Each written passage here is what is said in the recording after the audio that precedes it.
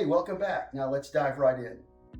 You know, we often hear about nurses canceling contracts or technologists canceling contracts. Let's say they're 13 weeks and 2, 3 weeks into it, they don't like it or something's happened and they have to break that agreement. Couple things. Is there any punitive damage or punitive penalty paid by the nurse? Is there an allowance in the agreement? Like say a 2-week notice or anything that the nurse can execute to get out of the contract? In many contracts, there are punitive damages or punitive costs if you end a contract early. Now, you want to make sure that when you have your contract, and I say this often, read every word of that contract. Make sure that you know the details inside and out. If you end your contract early, they can charge you a fee for ending that contract without cause or without notice. You want to try to give at least 2 weeks notice and make sure that it's a valid reason for ending your contract. Ending your contract early to accept another contract that came along that pays $2 more an hour, that's not a valid reason to end your contract. Ending your contract because you feel that your license is in jeopardy or that your safety is in jeopardy, that is a valid reason, and it is something that you want to address with your agency so that they can address that with the facility that you're working with. Well, now conversely, can the facility end the contract without a penalty?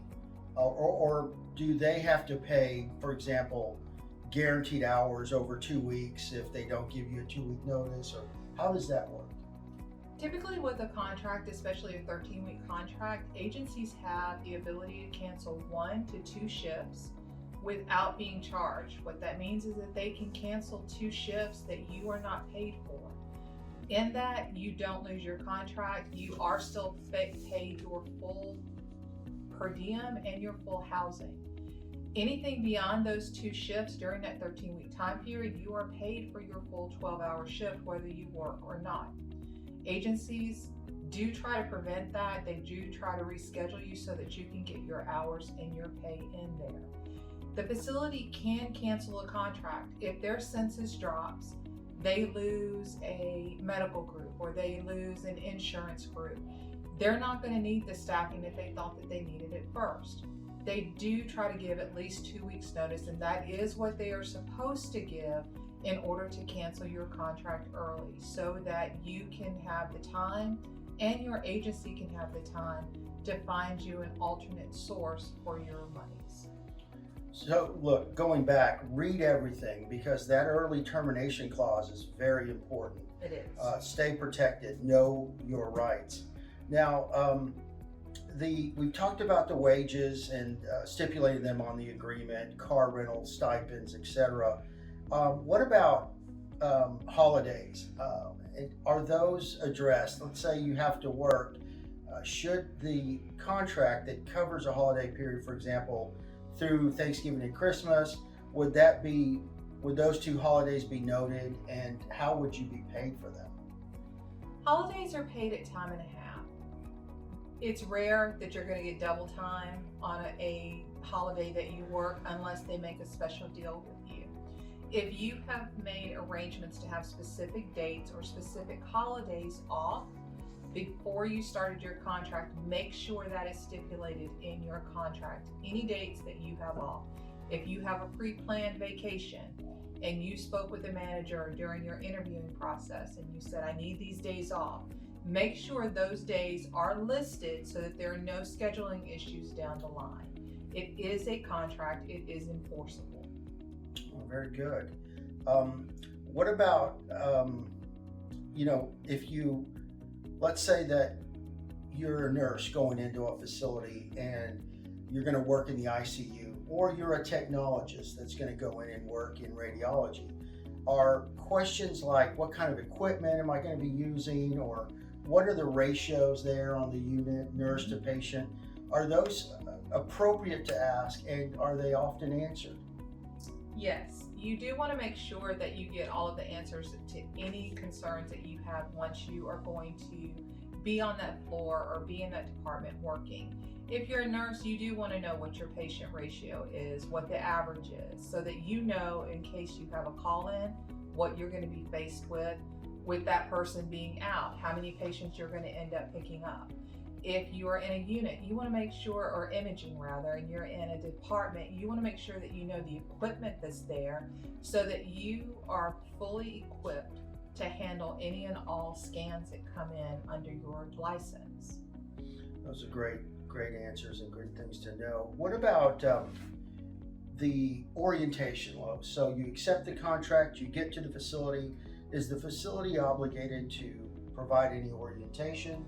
And if they do, and if they are, do you get paid for that regular rate, or is there a different rate? What's generally customary in this?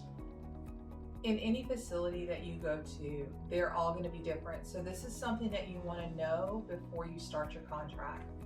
Some do offer orientation. If you do orientation, you are paid at your regular rate. However, some facilities expect you to hit the ground running. So they want you to know what to do in any situation. They're not going to orient you. At the most, you might get a 1 or 2 hour walkthrough. This is where dirty linen goes. This is where our med carts go. This is where our break room is. And that's the extent of what your orientation is. They expect you to hit that ground running. So make sure you have a clear view of what your first day is going to look like. And let's say you get there, you like it, and you'd like to extend. How is that handled? When should it be? When should the facility be, approached about wanting an extension? Your facility should be approached by your agency, not by you. So if you're interested in extending because you like the facility, you like the people that you work with, you like the unit that you're working on, let your agency know, I would say a minimum of 1 month prior to the end date of your contract, that, hey, I'm interested in extending here. Have you heard anything? Do they still have needs out here? That way your agency can be proactive and approach the facility, see if they can use you, see if they want to extend you. That's great. I think, we've covered all the salient points. Is there anything that we didn't discuss that you feel they need to know? I think the one thing to emphasize is always read your contract. Read every single word of your contract. Make sure that everything you've been promised, everything that has been offered to you is listed in that contract. Again, any dates that you've requested off, what your specific shift is that you're accepting, make sure that's in there. You don't want to be a day shift person and you get to the facility and then they want to put you on nights. It's not going to work. So make sure you read and reread your contract at all times, regardless of how many contracts you've done with an agency. Well, thank you very much. Thanks. So if you've got any questions about anything we've covered, reach out to us and we'll be happy to help you out. Thanks for joining us, everybody. Bye. Bye.